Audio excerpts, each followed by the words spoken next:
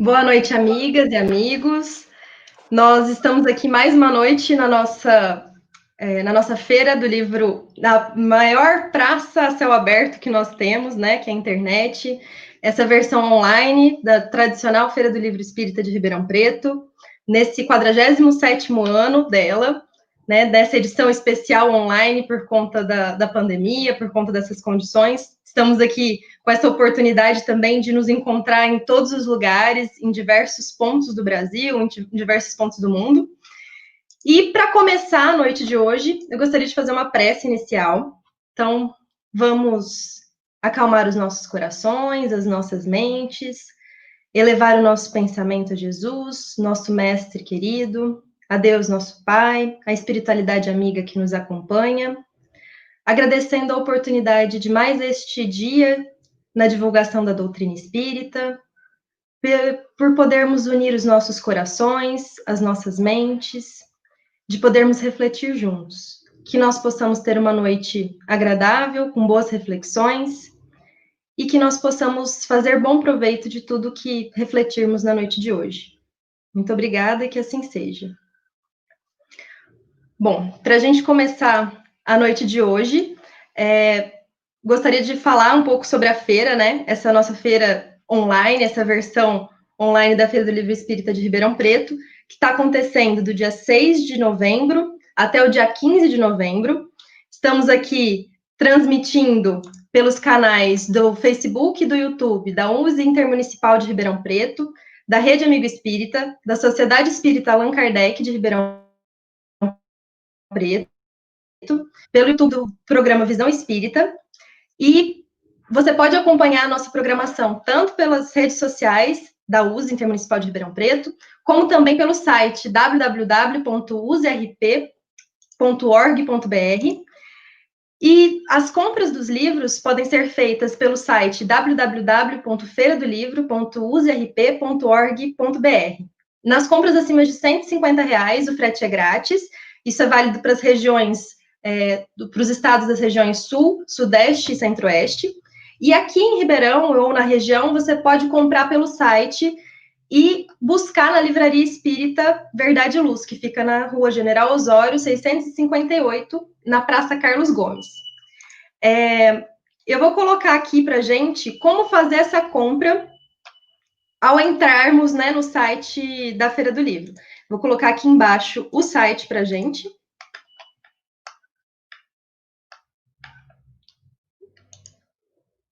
Esse é o endereço, né? E aí, colocando esse site... Opa, perdão. Só um minutinho. Colocando o site aqui ao lado.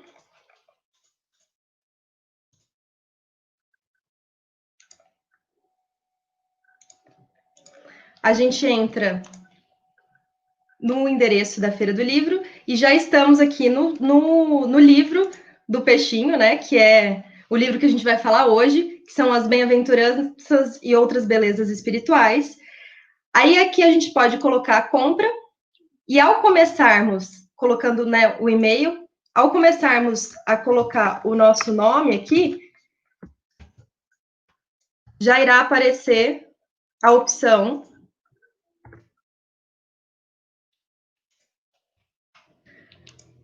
de entrega. Peraí, vamos lá.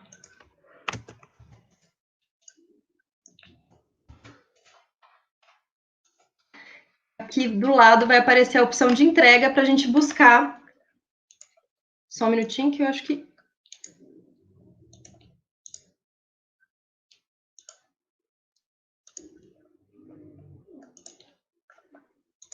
Aqui. Irá aparecer para a gente retirar na livraria da USE por frete grátis. Então, a gente pode fazer essa compra. O livro está disponível também com 25% de desconto. E para a gente começar também a noite de hoje, a gente gostaria de agradecer a realização, né, do evento, o apoio da FEB, Federação Espírita Brasileira, da BELI, a Batuíra Editora e Livraria Espírita de Ribeirão Preto, a Casa Editora O Clarim, de Matão, a Candeia, de Catanduva, a Intervidas, também de Catanduva, a IDE, Instituto de Difusão Espírita de Araras, a realização, né, e a transmissão da Rede Amigo Espírita, que está aqui dando esse apoio, transmitindo esse evento junto conosco, os trabalhadores todos da USA Intermunicipal de Ribeirão Preto, por nos auxiliarem, por fazer esse evento acontecer. A você que está nos assistindo, também pela divulgação da doutrina, pedimos que compartilhem, que ajudem também na divulgação desse evento. Aos expositores todos, especialmente ao Peixinho, nosso convidado de hoje. E para falar um pouco sobre ele, o André Luiz Peixinho, ele é graduado em Medicina, Filosofia e Psicologia, especializado em Clínica Médica, Psicologia Clínica, Psicologia Regressiva e Vivências Passadas, tem mestrado em Medicina e doutorado em Educação, é professor universitário, médico, filósofo, psicólogo e psicoterapeuta. Ele é expositor espírita internacional, dirigente espírita, articulista e escritor espírita, diretor da Federação Espírita do Estado da Bahia, diretor-presidente, perdão, da Federação Espírita do Estado da Bahia. E hoje a gente vai falar um pouco sobre o livro que estamos aqui, né? Chama As Bem-aventuranças e Outras Belezas Espirituais. Estamos com o livro aqui. Peixinho, seja muito bem-vindo. Obrigado, Marina. Obrigado pelo convite e pelo prazer de retornar a Ribeirão Preto, já que estive em outra edição dessa feira. Obrigado aos companheiros locais, minhas lembranças à família Balieiro, que nos convidou na época, ao Pascoal Bovino, que encontramos em outras oportunidades, e de Catanduva, Ricardo, que, na verdade, é o grande autor desse livro na sua forma de edição, como está apresentado. Bom, para a gente começar a conversa hoje, eu queria que você falasse um pouco sobre o que você começa o livro falando, né? Descrevendo ali a sua trajetória dentro da doutrina espírita. Me chamou muita atenção você citar logo sua professora de evangelização, logo esses primeiros passos. Eu acho que isso é importante para a gente entender essa trajetória do livro. Eu nasci num lar espírita, tanto que meu nome é André Luiz, que eu digo que é o genérico, né? O original escreveu o nosso lar. O genérico está aqui na Terra. À época, meu pai havia se tornado espírita, estava lendo o livro Nosso Lar, e achou por bem colocar o nome de André Luiz e achou que eu ia ser médico. Ele achou sem maiores bases técnicas, porque, na verdade, durante muito tempo, eu até pensei que ia ser engenheiro, né? Até o 2º grau. E logo, logo, a própria família tem uma tradição de ser vinculada ao estudo do Evangelho. Tem um livro psicografado por Manuel Miranda que cita um médium que era muito ligado à tradição de John Hus, que é anterior a Kardec, que se diz que é uma encarnação dele, que era muito vinculado ao estudo do Evangelho. E como eu conheço a história e conheço os personagens em vida, que por mais que Manuel Miranda disfarçasse, eu descobri que era aquele livro consta de personagens muito agregados à minha família, e o médio era meu pai, né? Que estudava o Evangelho diariamente, né? Então, já em casa, a gente tinha que lidar com isso, com a sua presença estudando o Evangelho em várias obras que ocorriam naquela época, né? Depois eu fui estudar o Evangelho com a professora Eneida Ferreira, recém-desencarnada. Ela desencarnou semana passada, mês passado, mas eu só soube anteontem, né? Já não havia muitos anos. E aí tínhamos aquelas aulas de evangelização com a tecnologia mais avançada da época, que era o flanelógrafo. Eu acho que muita gente nunca ouviu essa palavra, né? As gerações atuais. Era algo que tem, assim, uma cobertura, que gruda as figuras, né? Então, ela grudava as figuras no flanelógrafo. Então, a gente via os reis magos, a manjedoura, aquelas histórias típicas da Bíblia, né? Do Novo Testamento, né?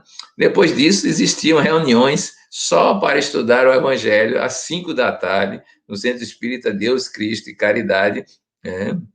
E nós íamos para lá, mesmo adolescentes, nós gostávamos de ficar ouvindo o que é que os adultos falavam, e ficávamos também interessados porque eles tinham um momento de silêncio, que era o momento da inspiração, dos insights, do que podia vir do mundo espiritual, às vezes da clareaudiência, da clarividência. Então, ele estudava o Evangelho com interações interexistenciais. E a gente achava aquilo fantástico, né? Imagina um adolescente, olha, agora estão me dizendo isso aqui, assim, assim, assim. Olha, deram outra interpretação para esse versículo aqui, chamando a atenção. Hein? E nós fomos, então, construídos do ponto de vista, digamos assim, didático, com essa experiência. Né? E o que me chamava a atenção é também o fato de que cada versículo daquele, meu pai, que agora completou 100 anos, quer dizer, mas está desencarnado, é o centenário dele, ele passava, às vezes, um versículo uma semana. Ele dizia, mas é devagar, será que ele não estuda bem? Mas não é, ele dizia, não, é preciso saborear, entrar na alma, né? Aquelas letras ali têm magnetismo, aquelas palavras têm alguma coisa que tocam para além do próprio pensamento. E depois ele tinha um livro imenso, grosso, chamado A Vida de Jesus, que era de Plínio Salgado. Eu vim saber quem era Plínio Salgado por causa desse livro. Era um personagem político brasileiro que criou um partido chamado Integralista, que era uma versão morena naquela época, do auge do fascismo na Itália, era a versão brasileira. E Getúlio Vargas, quando percebeu que ele estava crescendo e que podia atropelar seus planos na época que Getúlio era ditador, nada melhor do que expulsar um candidato também a ditador. E aí exilou. E no exílio ele foi para Portugal, depois Israel, voltou e escreveu o que ele chama de Reconstituição Histórica. É um livro empolgante, né?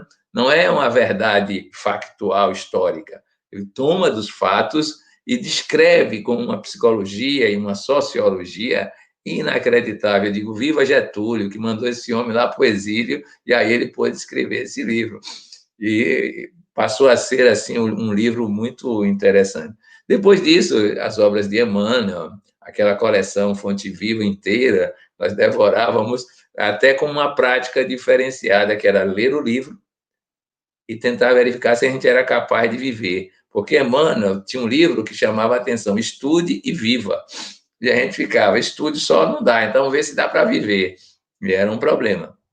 Viver era um problema muito mais sério do que estudar. Né? Depois, tinha o Boa Nova, de Humberto de Campos, e em 67, 68, quando eu vim em Salvador, foi lançado Primícias do Reino, de Amélia Rodrigues. Né?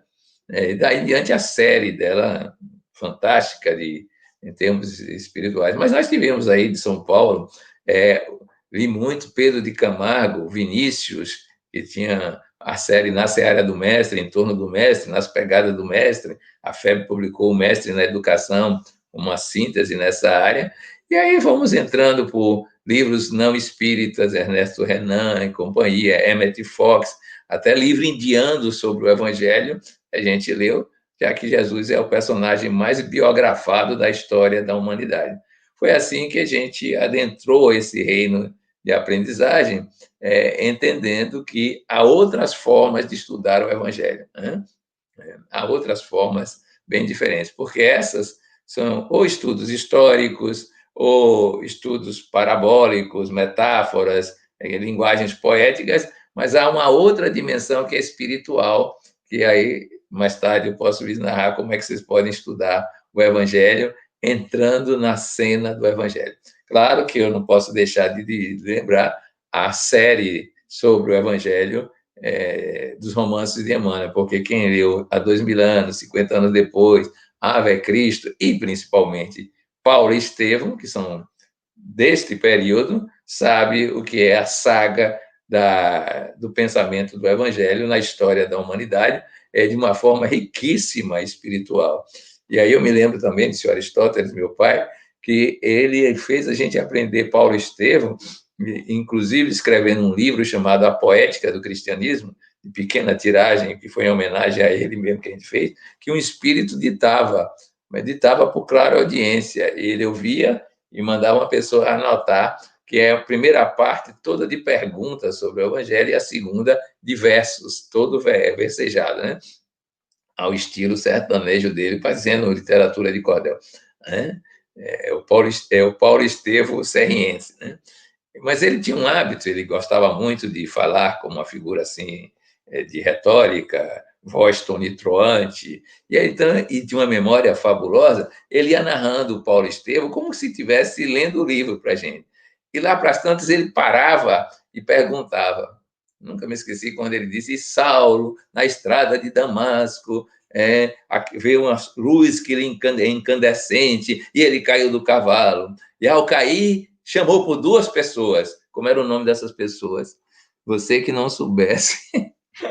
Era assim, a história do Paulo Estevam. E Saulo, 8 meses depois, foi à estrada de Jope encontrar com Zacarias, onde estava a sua amada Abigail, que ele tinha desprezado depois do martírio de Jesiel e Estevão. E em chegando lá, ele fez uma pergunta a Abigail. Qual era a pergunta? Aí depois eu vi ver que parecia programa de J. Silvestre, o céu é o limite, acerte as perguntas, mas era interessante porque você tinha a emoção da narrativa e ao mesmo tempo você tinha que estar atento, você tinha que ler para poder acompanhar. Foi assim que eu vivi e aprendi o Evangelho. Na hora de escrever, a influência desses personagens todos lidos, né? É um texto que tem similaridades, às vezes, com alguns autores, né? E é a natureza poético-mística feita para um jornal da cidade de Salvador, quer dizer, do estado da Bahia, Sergipe, principalmente, que é o Jornal à Tarde. Festinho, você me falou agora há pouco que você precisou se tornar jornalista também, né? Além de todas essas outras formações, para poder escrever essas matérias para o jornal, que depois acabaram virando livro. E o seu outro livro também, que está esgotado, né? Conta um pouco para Isso é uma gente sobre história isso. curiosa. Eu tenho um amigo que é jornalista, o Wilson Midler, ele mora agora em Jiquié, interior da Bahia, e um dia ele chega com o jornal à tarde e diz: veja o que está acontecendo. Existia uma coluna chamada Religião e cada um escrevia, o católico, o protestante, o espírita. E ele leu na coluna que o espírita, que eu não conheço, nunca conheci, Antônio dos Santos, estava desistindo de publicar os artigos porque o jornal agora que máquina da datilografia. E aquela coluna espírita ia desaparecer. Ele conhecia os personagens do jornal à tarde, disse: não, mas vamos continuar essa coluna digitada e vamos resolver esse problema. Da Bahia, e ele dizia: você escreve. Digo: eu? Você é o jornalista e eu que escrevo. Eu sou jornalista, mas não tenho conteúdo espírita. Você tem conteúdo espírita, digo, mas não sou jornalista. Aí ele disse: não, temos uma ideia. Você faz um cabeçalho sobre algum assunto e depois pega um texto de alguém que escreveu bem. Não é um Denis, um Kardec. Aí você bota só o cabeçalho. Tudo bem, foi o que eu fiz. Escrevi esses primeiros cabeçalhos, mas ao fim de 10, 12 cabeçalhos, você fica: o que eu vou escrever agora? Aí ele disse: eu vou escrever um. Bom, foi assim que eu me fiz, sem querer, articulista do Jornal à Tarde. Eu devo ter escrito quase 400 artigos para o Jornal à Tarde, né, até que eles acabaram a coluna de religião. Né? Foram vários anos escrevendo. E 20 deles deram origem a este livro. 60 estão na face eterna do ser, né? É um livro esgotado, de 2007, e ainda tem, pelo menos, uns 300 artigos que estão aí arquivados. Quem sabe alguém revisa, publica e por aí vai. Esse realmente foi a Intervidas que me fez escritor para lançar em São Paulo, né? Foi o Ricardo que, sabendo dessas histórias, me pediu essa seleção de artigos e eu mandei, e aí virou isso. Eu aproveitei e fiz um prefácio para mim mesmo, uma homenagem a Amélia Rodrigues.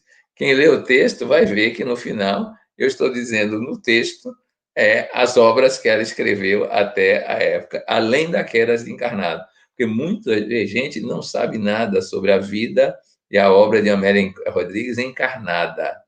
Então, é uma vida riquíssima, que minha esposa faz pesquisa histórica sobre isso, ela era uma verdadeira ativista social, né? Embora fosse uma professora primária, pobre, PPP, né? Pobre, mas era de tal ordem a sua capacidade que ela traduzia um livro da Alemanha de uma contemporânea que tem a mesma linguagem espírita, e que lançou um livro que eu já li, interessantíssimo. Ai, como eu gostaria de ter escrito isso. Magda Pecatrix, na tradução brasileira. O que Amélia traduziu foi do Filho do Homem. Às vezes parece até que é de Gibran, o Filho do Homem. São casos de personagens não tão presentes na literatura espírita, evangélica, personagens assim colaterais que ela conta as histórias de então. Então, ela era de uma riqueza muito grande em termos de produção literária. Imagine você, naquela época que mulher não valia grande coisa na literatura, traduzir do alemão, imagine, em 1890, 1900, uma mulher que traduz livro do alemão, né, para o português.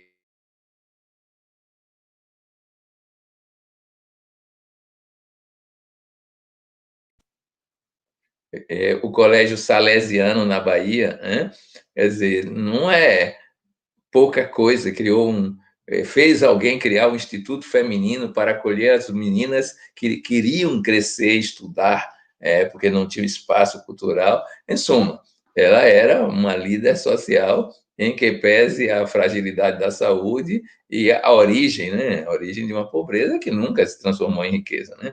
Ela sempre foi uma pessoa de baixa renda e fez tudo isso encarnada, né? Desencarnada, deu-nos essa preciosidade que é o conjunto das suas obras. Bom, Peixinho, depois dessa abertura ali com a homenagem à Amélia Rodrigues, que aliás é lindíssima mesmo, assim, a obra dela dá para perceber o quanto toca você e o quanto toca também na forma com que você escreve. Depois disso, na primeira parte do livro, você fala sobre as bem-aventuranças, em capítulos curtos, dando para a gente digerir o que você está falando. Queria que você falasse um pouco sobre essa primeira parte do livro, essa parte das bem-aventuranças. Deixa eu dizer como é que essas bem-aventuranças me atraíram. Eu sempre trabalhei como coordenador de juventude espírita durante 23 anos. Eu sou, talvez, um dos mais longevos orientadores de juventude. A posteriori, continuei trabalhando com jovens nas confraternizações de juventude. E eu tinha uma imensa dificuldade de falar. Imagine você, eu tinha uma característica de ser mudo, praticamente mudo. Eu não dava bom dia nem aos amigos, porque eu era introvertido, ou melhor, tímido, né? E lá na tradição do Centro Espírita Deus, Cristo e Caridade, você tinha que falar pelo menos 5 minutos antes do orador principal, como jovem de 14 anos, 15 anos. Dissesse o que dissesse, decorasse um texto de Neio Lúcio, uma história de Hilário Silva, e chegasse lá e, apresentasse. Era o treino, a sua estreia, né? E eu me recordo que na minha estreia eu decorei um texto que estava no Anuário Espírita, da IDE, né? Aqueles anos 60, os primeiros anuários, e era um texto científico. Imagine, falando de William Crookes, Kizarkoff, não sei o quê. Decorei, não sabia direito o que era aquilo, mas decorei, né? E fui lá e me segurei no balcão e comecei a me mexer, a falar. Fechei os olhos, não vi nada, né? Mas minha perna balançava o tempo todo. Quando terminou, o elogio que eu recebi do meu irmão foi: olha, como orador você não tem futuro, mas como dançarino você vai longe. Você dançou o tempo todo ali. Passaram-se os anos, eu fui treinando. Isso foi um esforço razoável, treinando sozinho, às vezes treinando em outras situações.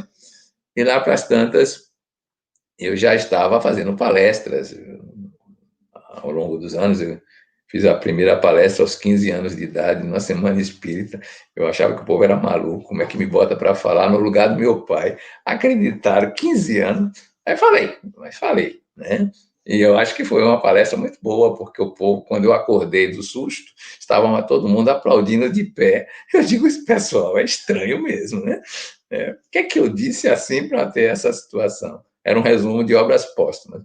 Mas aí eu fui desenvolvendo metodologias. E como é que se apreende o evangelho para além da racionalidade? Não era fazer exegese, aquelas coisas de decifrações de palavras, de significado. Como é que se entra na alma do evangelho? Né?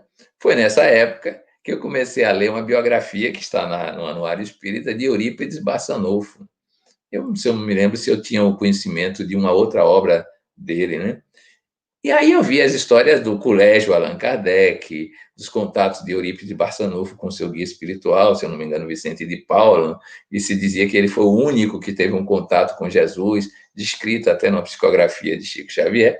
E então, digo, já sei, eu vou imaginar como é fazer uma técnica daquelas espirituais, né? Eu também tinha conhecimento de registros espirituais, alguns chamavam no esoterismo de registros acásicos, e aí o que que eu fiz? Eu resolvi fazer essa palestra centrada em Eurípides Barçanufo. E nesse dia aconteceu algo que só aconteceu esta vez. Eu queria falar do Sermão da Montanha como se fosse uma viagem espiritual. Imaginação ativa, visualização criativa, ou viagem astral mesmo. Aí lá vou eu. Estou lá no mesmo centro, Deus, Cristo e Caridade. A essa altura eu já era adulto, formado, né? E comecei a falar. E aconteceu que aí eu entro no clima das bem-aventuranças, primeiro a multidão marchando em direção ao sopé da montanha, o entardecer, aí vou colocando um certo lirismo, à noite, à tarde, irmã da noite, hora do mistério, onde a natureza se aquieta, os embórios se tornam estrelados, né, cintilantes, e aqueles últimos raios de sol que a gente contempla como sol poente quando Jesus aparece, né? E aí vai criando a imagem local, né? O ambiente, né? Cabelos desnastrados, balançados pelo vento, mas aqueles raios iluminando, e ele olha aquela multidão. A gente descreve a montanha, né? A montanha é um símbolo, né? É um símbolo. De certa forma, é a planície que se eleva em busca do céu, a velha cosmogonia grega, mas ao mesmo tempo é o céu que se debruça nos ombros da terra. Né? A montanha significa a ascensão do ser humano em busca de Deus, e ao mesmo tempo o divino se aproximando do humano, que é o que acontece naquele fenômeno do Sermão da Montanha. Isso já, para mim, já é empolgante. Aí tem subir, uns dizem ele subiu o monte, outros dizem que ele desceu. É provável que ele subiu por uma encosta, desceu no altiplano, parou numa varanda. Aí você vai descrevendo e criando aquele clima. À medida que eu fui criando esse clima nessa palestra, então aconteceu um desdobramento. Eu estava desdobrado, por quê? Porque eu falava e eu estava do meu lado, eu me via do meu lado.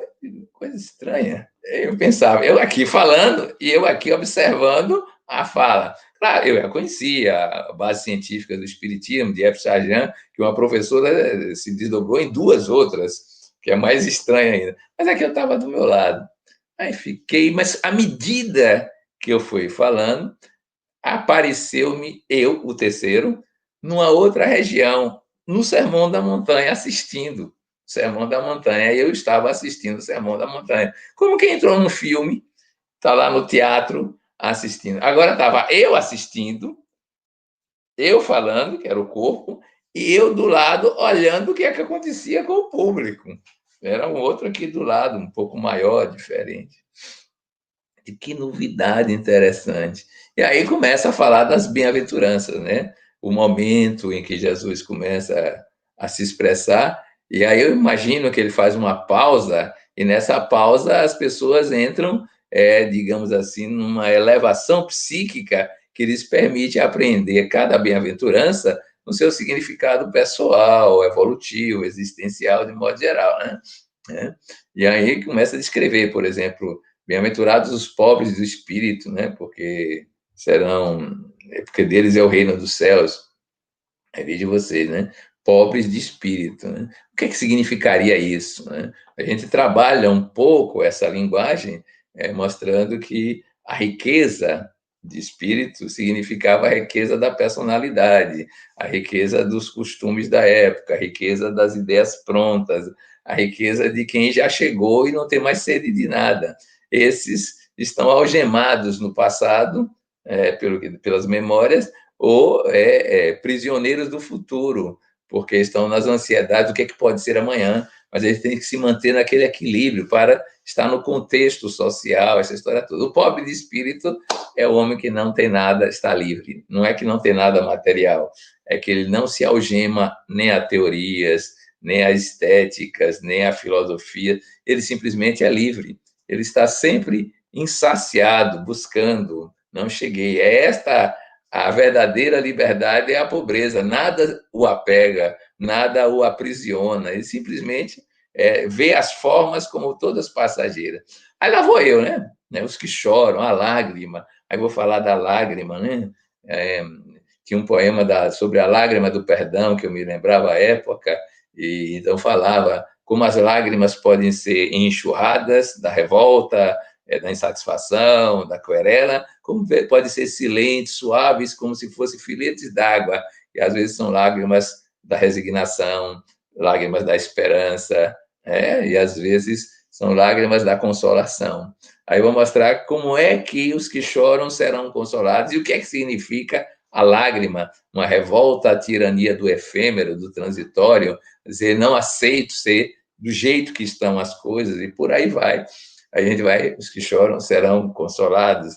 Chama atenção, consolados significa que não deixarão de existir as lágrimas, haverá consolo, mas elas ainda persistirão no mundo nessa história. E vamos descrevendo. Né? Quando estou nessa de rapaz, que fantástico.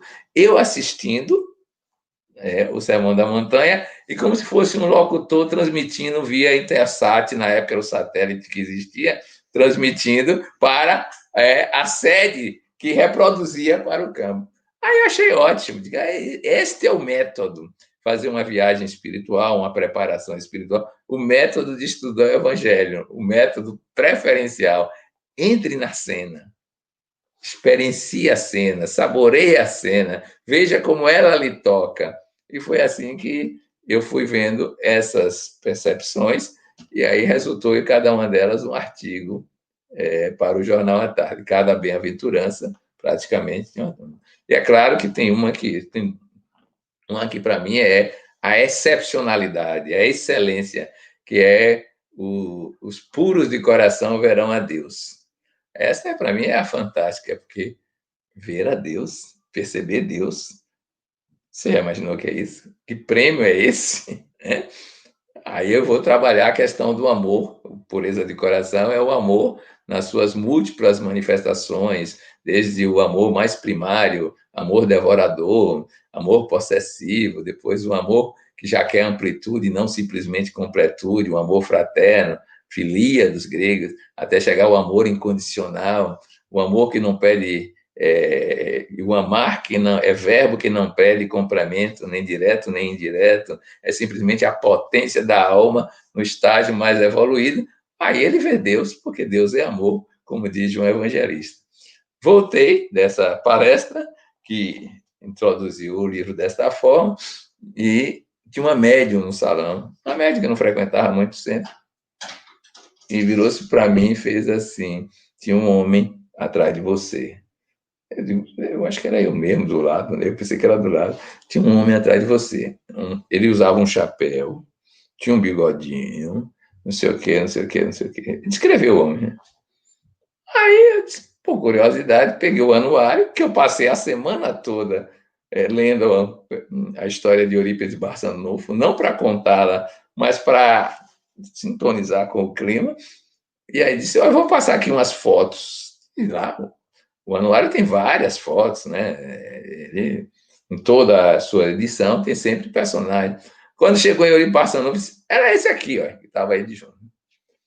Não quer dizer que Eurípides estava lá na minha terra, em Serrinha, mas quer dizer que, pelo menos, a ideoplastia, né, a imagem foi criada e isso funcionou. Eu achei bastante interessante, porque depois disso, eu repetir isso em outras atividades, Aí criei uma peça, eu sou diretor de arte, desculpe, mas eu trabalho também em arte.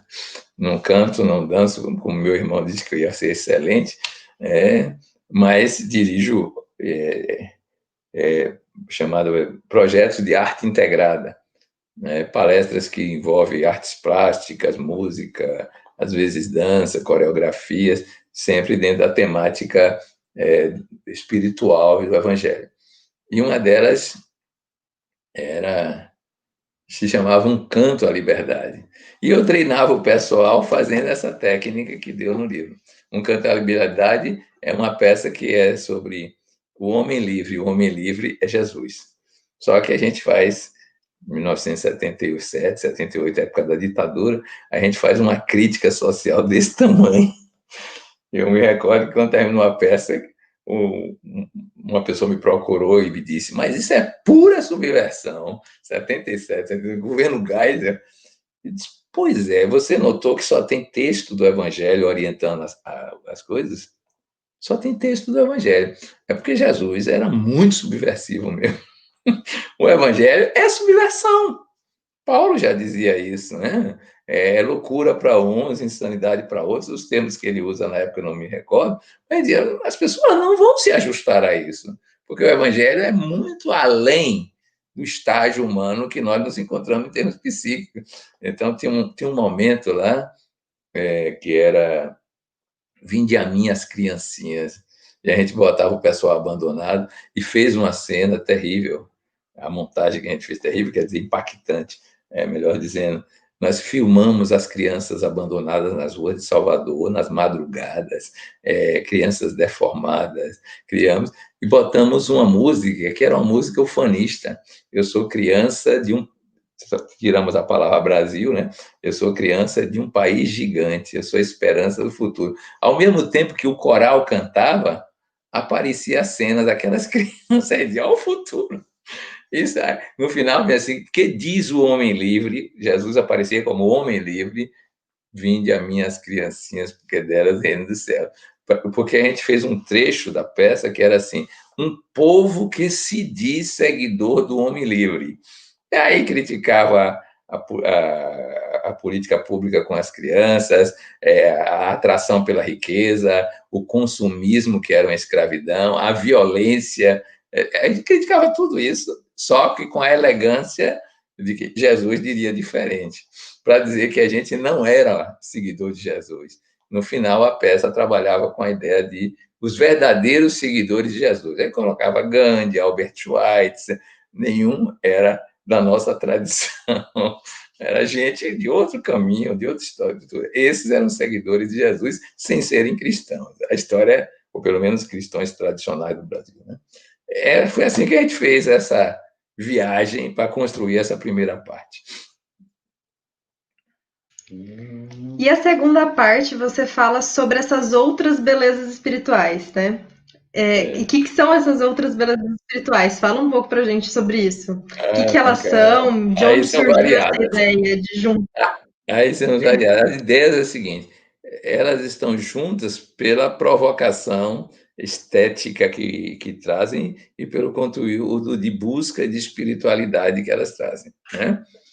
Elas foram alinhadas somente por isso. Cada uma tem uma origem diferente nessas histórias. Por exemplo, Cansados e Oprimidos, tem um capítulo que é sobre isso, que é ainda trecho da Bem-aventurança. Vinde a mim, vós, do Sermão da Montanha, vinde a mim, vós que estáis cansados e oprimidos, e eu vos aliviarei.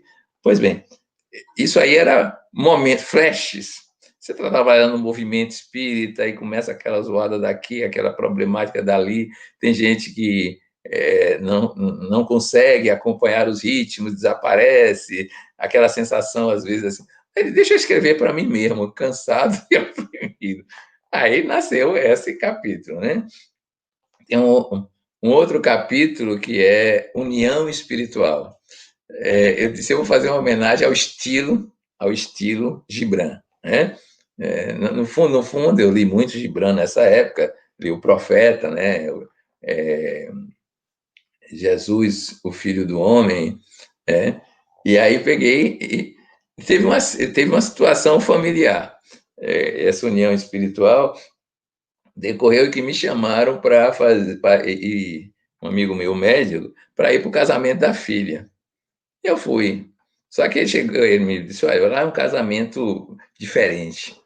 Vai ser um casamento ecumênico. Eu digo: eu nunca ouvi falar disso, não.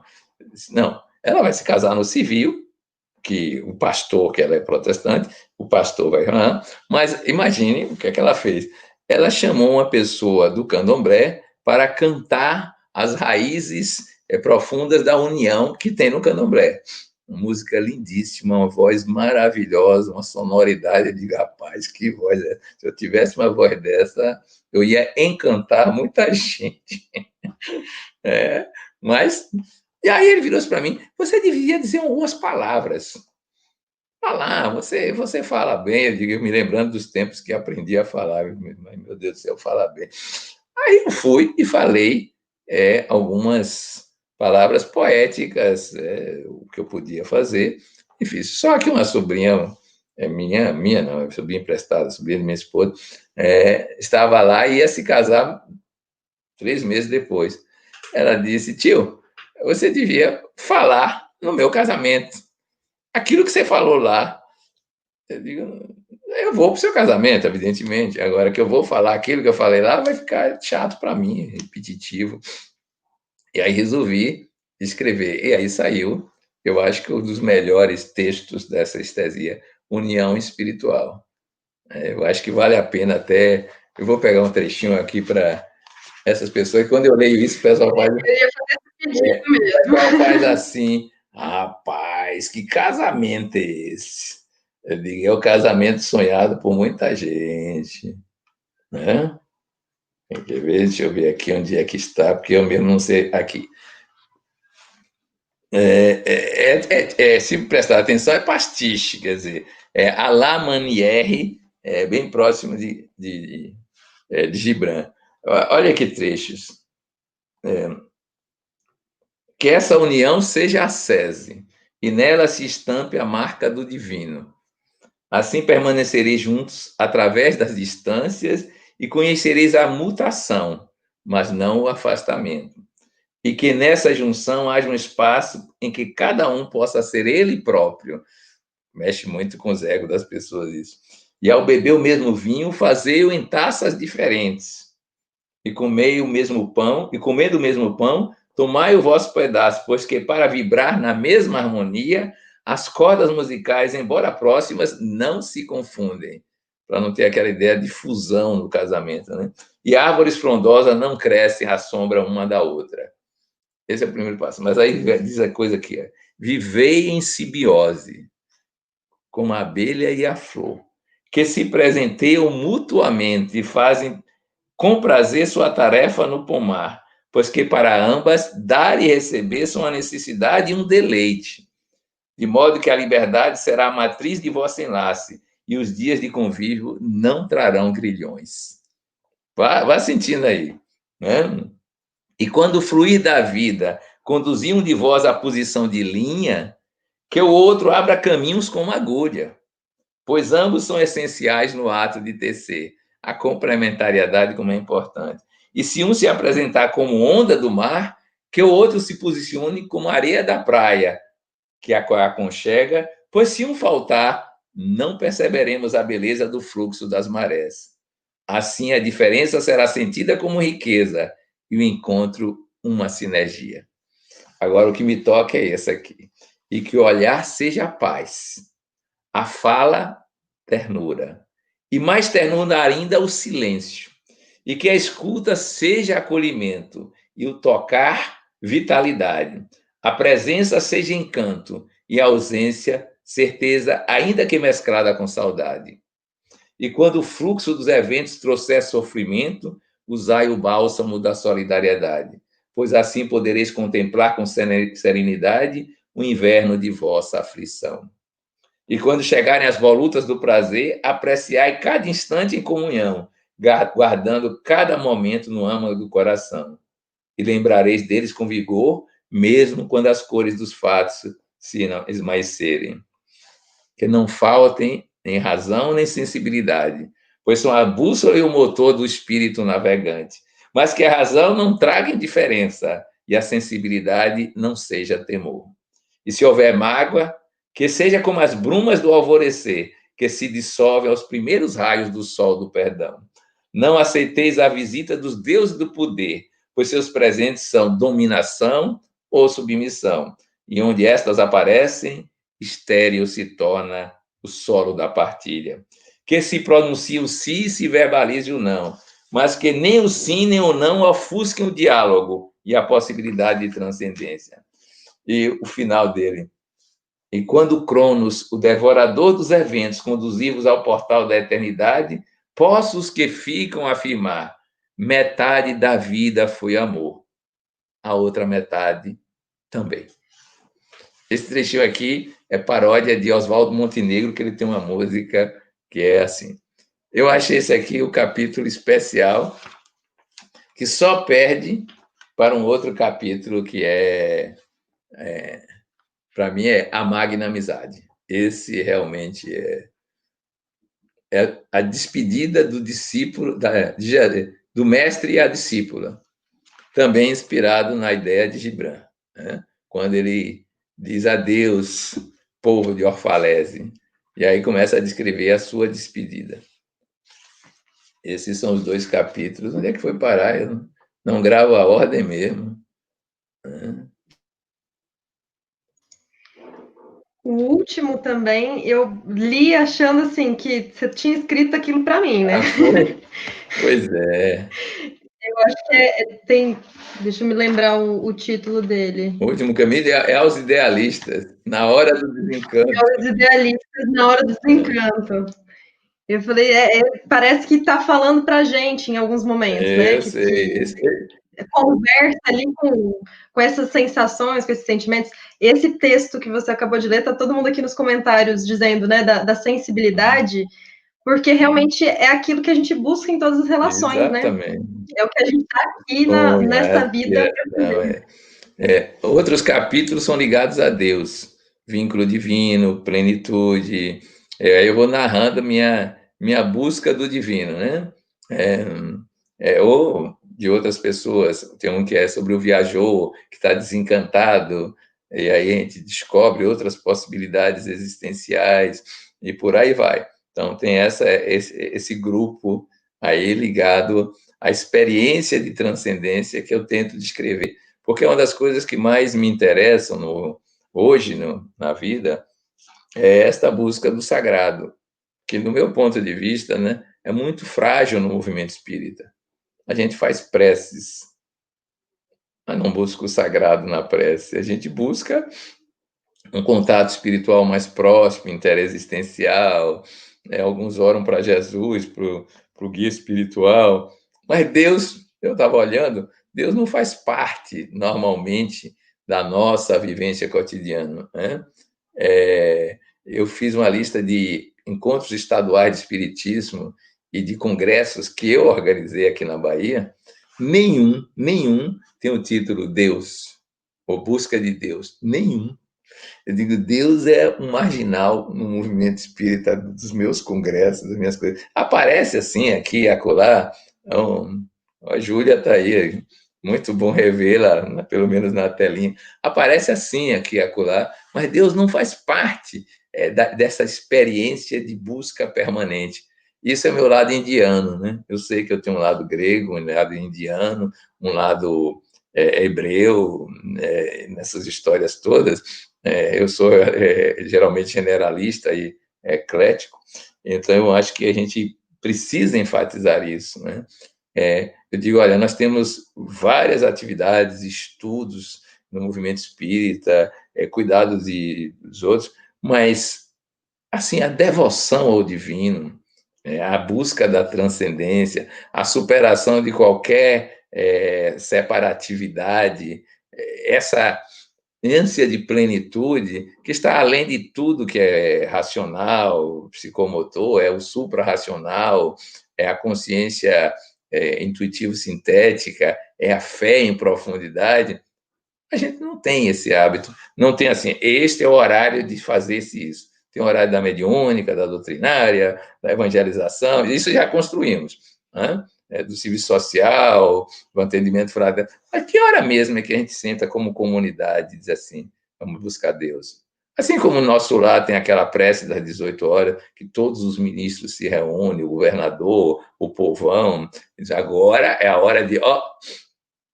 A gente não tem esse hábito, né? Com Deus a gente só fica pedindo e temendo e querendo ver se ele dá a resposta que a gente gostaria que ele desse.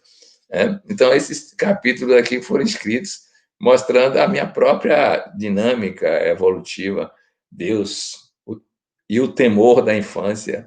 Eu me lembro que eu narro aqui que um orador chegou, nunca me esqueci dele, cabelos brancos que se chamavam cãs embranquecidas, e ele, então, começou a palestra dele nesse mesmo centro lá de Serrinha, Deus não perdoa. Mas começou assim uma voz bem forte. Eu devia ter 9 anos, mas já era pecador, né? Já tinha as minhas histórias, fiz. Ih, rapaz, se Deus. Isso em uma fração de segundo. Se Deus não perdoa, tô ferrado. Era uma gíria da época. Aí ele continuou: Deus não perdoa, porque só perdoa quem se magoa, quem se ofende, e isso não é característica de Deus, é por isso que ele não perdoa. Aí eu, que alívio. Mas eu sentia que aquela relação com Deus era basicamente uma relação de temor. Era alguém me vigiando, que é onipresente, né? O Big Brother, todas as câmeras ali circulando, onde se tivesse, até seus pensamentos ele lia.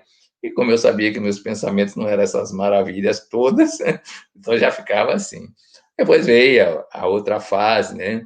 O Deus Pai, misericórdia, aprendizagem, Deus causa, né? Mas tudo isso aí era ainda razão, intelecto, ou emoção, temor, né? Até chegar àquela busca de maturidade, que é de transcendência, de comunhão, que evidentemente não cheguei. Isso sentir Deus puro de coração não é ainda nem de longe a minha história. E aí eu narro essa minha distância de Deus, embora esteja me aproximando e até com um pouco mais de velocidade, segundo meu sentido íntimo, mas eu me lembro que quando eu li um livro de Teresa d'Ávila em vida, né, que ela psicografou uma página para o Chico Xavier, mas esse livro que é O Castelo Interior, As Moradas Celestiais, ela faz uma espécie de gradação, né, como se fosse uma escada. Na verdade, é um castelo que você vai passando de cômodo em cômodo, né? Mas eu transformei em escada. Aí eu brincava na palestra, adivinhem em que degrau dessa escada eu estou. Aí o pessoal dizia, não deve ser boa coisa. Primeiro degrau. Eu dizia, não, rapaz, se eu tivesse com o primeiro degrau era ótimo. Eu estou vendo a escada a 200 metros de distância ainda. Ainda tenho que caminhar para chegar lá, para começar essa busca do sagrado do divino. E é isso que aparece aqui em vínculo divino, em plenitude, na plenitude, por aí vai. Hã? Eu acho que Peixinho, tem aqui vínculo divino, plenitude. Agora, eu deixei por último, porque eu sei que o horário. não, mas pode falar. Eu, eu deixei por último trechos desse que eu considero a magna amizade. O título é esse. Isso aqui é uma expressão do que Jean-Yves Leloup chamava de amor de preferência. Jesus não tinha aquela história do discípulo amado, né? João é o discípulo amado. Eu digo, o que é isso? Jesus tinha uma preferência? Aí alguém foi explicar o que é essa preferência. Amor de preferência é quem está mais próximo sintonicamente. Aí você, claro, você sente que ali você pode estar mais inteiro, porque nas nossas relações normais, quando não há sintonia, e nunca é plenamente nesse estágio humano, a gente esconde uma parte nossa, seja porque vai chocar o outro pelo negativo, ou porque acha que o outro nem sequer vai entender o que é que você está querendo contar. Então, você nunca. Normalmente, você não está inteiro, você não está transparente, você está fazendo um personagem, limitando a sua história, né? E aqui é a história da amizade que se faz inteireza, né?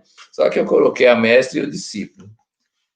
E eu gostaria de que quem não comprar o livro tenha o prazer de ter pelo menos trechos disso, né? Então a vidente, saindo do santuário, pediu-lhe: antes que tu partas, dize-nos, que faremos dos nossos encontros tecidos com raios de luz do Espírito? Deixaremos que eles se transformem em simples lembranças, memórias que se esvairão ao sabor dos novos fatos? Ou acaso os guardaremos como dádivas de Deus a iluminar nossos passos futuros? Lembre-se que é uma despedida, né? Ao ouvi-la, ele meditou um instante e compreendeu de pronto que o momento da despedida é também o da revelação da profundidade do afeto. E, tomado por uma infinita ternura, respondeu-lhe, fitando em seus olhos de poente: jamais nos apartaremos, pois existimos um no outro, como marcas indeléveis que nenhum sopro da vida acabará. Nunca se esmaecerão as lembranças, pois em nós arde a chama da magna amizade. Ela de mim fez uma harpa na mão do Onipotente, que ao me tocar exprime a melodia do divino. E de ti fez uma flauta doce, pela qual o sopro de Deus revela a harmonia universica. Ver-nos-emos em outras faces e outros corações, e o vício das nossas permutas permeará outras vidas, pois que a afeição que se faz plena transborda do vaso sagrado do ser e qual linfa preciosa e inesgotável suaviza a aridez do mundo. Estivemos juntos com horas para viver. Houve partilhas de sonhos e esperanças, em sempre renovado enlevo. E mesmo quando a palavra revelou dor, encontrou o blandicioso refrigério que a transformou em sabedoria. Cada encontro foi sempre a última vez, e nele o amor determinou o seu curso, congelou o tempo ou o tornou eterno. E a doçura, ao narrar as pequenas coisas, foi como o orvalho das manhãs, refrescando a aurora do coração ouvinte. Não buscamos suprir do outro nem a carência, nem o vazio, pois assim só alimentaríamos a nossa ilusão de falta. Mas o melhor de cada um de nós se uniu na gênese de infinitos deleites. E em nossos espíritos não floresceram nem confiança, nem desconfiança, pois que são elas senão a antessala da decepção.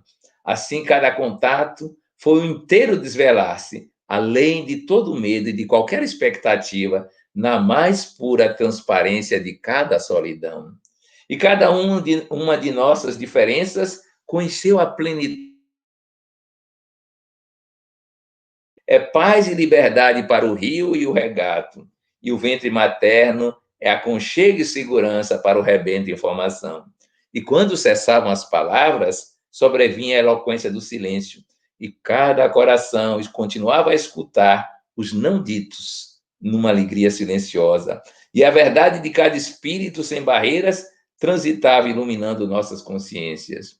E nela houve lugar para a mutação e igual espaço para a permanência. Pois que na dinâmica da vida, se somente houvesse movimento, nada se consolidaria.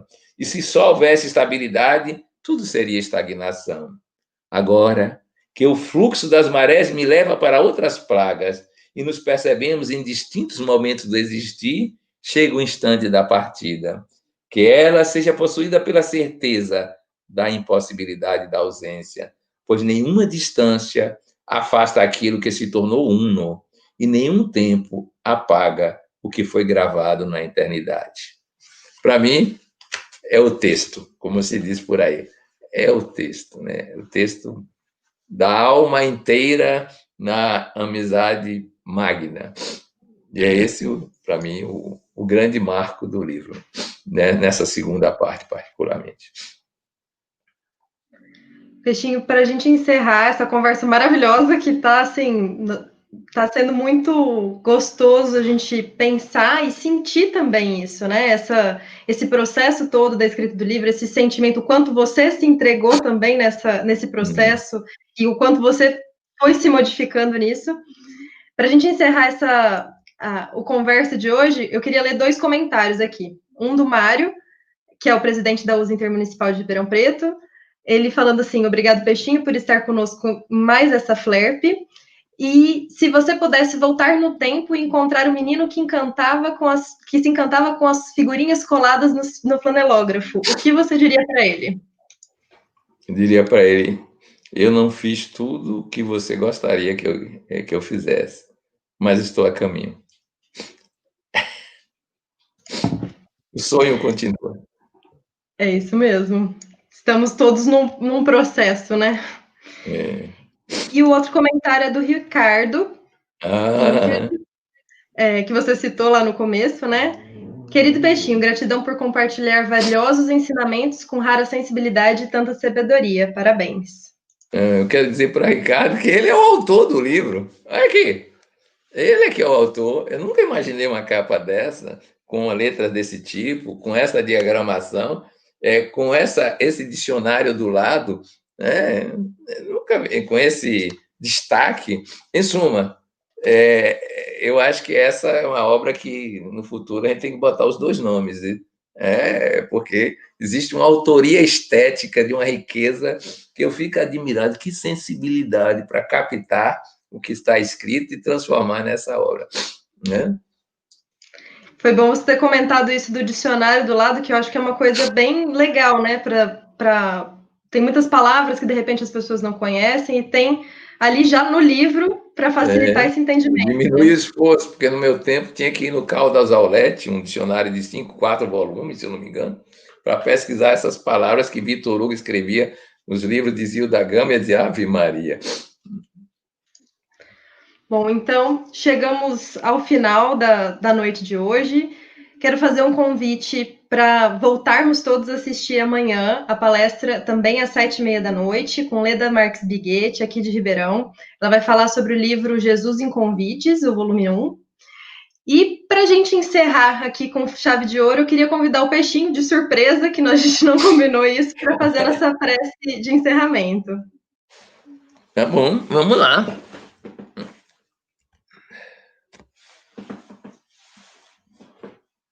Então, façamos um pequeno exercício de viajar aos tempos da Galileia. E em chegando lá, vendo aquele magote de pessoas as mais variadas, nos seus dramas, nas suas tramas da vida, nós nos enturmamos. E de repente, ele aparece. Ele aparece como alguém que pode nos dar algo. E como que no seu silêncio, ele pergunta: que queres? E nós dizemos: Mestre dos mestres, entoa de novo a tua canção do Evangelho na melodia do Espírito, para que sintamos as possibilidades de sermos cada vez mais plenos, puros de coração, pacificadores, pessoas consoladas, aliviadas, saciadas, em suma, mansas, brandas e pobres de espírito, para vivermos, enfim, a glória do reino dos céus. Permite mais uma vez que os teus ensinos nos protejam de nós próprios e quando vier o relâmpago e a trovoada das tempestades humanas, acusando-nos, ora pela injúria, ora pela calúnia, porque te amamos, que grande seja o nosso galardão no reino dos céus, conforme a tua promessa, e que a cada dia este sonho se transforme em anseio, em vontade renovadora, em hábito, em construção psíquica que se materializa no mundo. E tu, que és o protótipo do homem livre, faz-nos sentir que é possível nos livrarmos dos grilhões da materialidade para afirmar no mundo a divina criatura que nós somos desde sempre, desde que nascemos, de certa forma, do amor divino no Verbo que se fez criação. Abençoa os nossos propósitos de revivescência do Evangelho através da luz do Espiritismo e que cada um de nós sinta que é, de certa forma, um teu discípulo capaz de construir uma nova visão de mundo, uma nova permanência da Terra e, seguramente, fazer com que o reino dos céus faça parte das realidades humanas. Em teu nome, encerramos esse encontro live da noite de hoje. Então, muito obrigada, Peixinho, pela conversa, por esse diálogo gostoso que a gente teve essa noite. Obrigada a todo mundo que está nos assistindo. Obrigada novamente à Rede Amigo Espírita, à USE Intermunicipal de Ribeirão Preto, todos esses canais que estão nos transmitindo, as editoras, enfim, agradecemos a todo mundo que faz essa feira acontecer mais esse ano, nessa edição online, e que a gente possa divulgar mais a nossa doutrina, que é tão consoladora, esses ensinamentos do nosso Mestre Jesus, e possamos cada vez mais colocar isso em prática. Obrigada, boa noite.